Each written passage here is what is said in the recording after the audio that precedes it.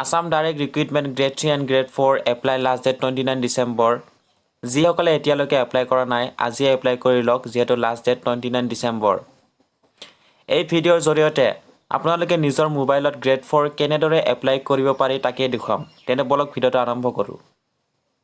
আপোনালোকে নিজৰ মোবাইলত থকা গুগল বা ক্ৰম ওপেন কৰি ল'ব। যিকোনো এটা ব্ৰাউজাৰ ওপেন কৰি ল'ব। তাৰপিছত মোৰ ডেছক্ৰিপশ্যনত লিংক দিয়া থাকিব। এই লিংকত গ'লে আপোনালোকে চিধা ডাইৰেক্ট গ্ৰেড 4ৰ অফিচিয়েল পেজত গুচি যাব। এই এপ্লিকেশ্যন ফৰ্মত আপোনালোকে পোনপ্ৰথমে এমপ্লয়মেণ্ট এক্সচেঞ্জ নাম্বাৰ আৰু মোবাইল নাম্বাৰ দি ৰেজিষ্ট্ৰেশ্যন কৰিব লাগিব। ঠিক আছে, বহাৰ পিছত আপোনালোকে নেক্সট ক্লিক কৰিব। এপ্লিকেশ্যন ফৰ্মটো খোল খালে এতিয়া আপোনালোকে ইয়াত ফিল আপ কৰিব লাগিব। প্ৰথমতে আছে টাইপ অফ পষ্ট। ঠিক আছে, আপুনি কোনটো পষ্টৰ বাবে উপযোগী য়েছ অৰ ন' চিলেক্ট কৰি ল'ব। তাৰপিছত আহিলে পাৰ্চনেল ইনফৰমেশ্যন। ইয়াত নিজৰ পাৰ্চনেল ইনফৰমেশ্যনবোৰ ফিল আপ কৰি দিব। তাৰপিছত আহিলে মেৰিটিভ ফেমিলি ইনফৰমেশ্যন, আপুনি য়েছ অৰ ন' দিব পাৰে।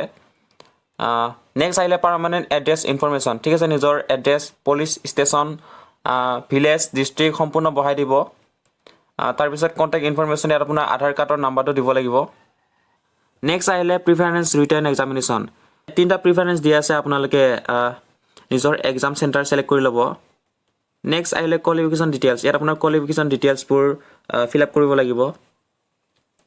ঠিক আছে, মেট্ৰিকত আপুনি কিমান নম্বৰ পাইছিলে বা কোন চনত পাছ কৰিছিলে, টোটেল মাৰ্ক কিমান আছিলে সম্পূৰ্ণ ইয়াত বহাই দিব। নেক্সট আহিলে instruction for photograph and signature. ঠিক আছে, আপোনালোকে নিজৰ ফটো আৰু ছিগনেচাৰ আপলোড কৰিব লাগিব। ইয়াত গাইডলাইন দি আছে মিনিমাম ফটোত আপোনাৰ 35 KBৰ ওপৰত হ'ব নালাগিব আৰু ছিগনেচাৰটো মিনিমাম 30 KBৰ ওপৰত হ'ব নালাগিব। ঠিক আছে, গাইডলাইনবোৰ চাই ল'ব আৰু আপলোড কৰি দিব। নেক্সট আহিলে পাছৱৰ্ড। ইয়াত আপুনি নিজৰ পাছৱৰ্ড এটা ছেট কৰি ল'ব। তাৰপিছত আহিলে ডিক্লেৰেশ্যন আপোনালোকে টিক মাৰ্ক দি পেলাই প্ৰিভিউ টু ভেৰিফাইড ক্লিক কৰিব। এতিয়া আপোনাৰ ছাবমিট অপশ্যনটো আহি গ'ল।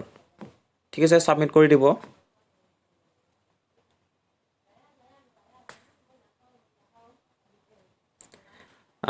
ফাইনেল ছাবমিট হৈ গ'ল, একনলেজমেণ্ট নাম্বাৰ পাই গ'লোঁ। তো এনেকৈ আপোনালোকে নিজৰ মোবাইলতে পাৰিব এপ্লাই কৰিব। যদি কিবা অসুবিধা হয় কমেণ্ট কৰিব।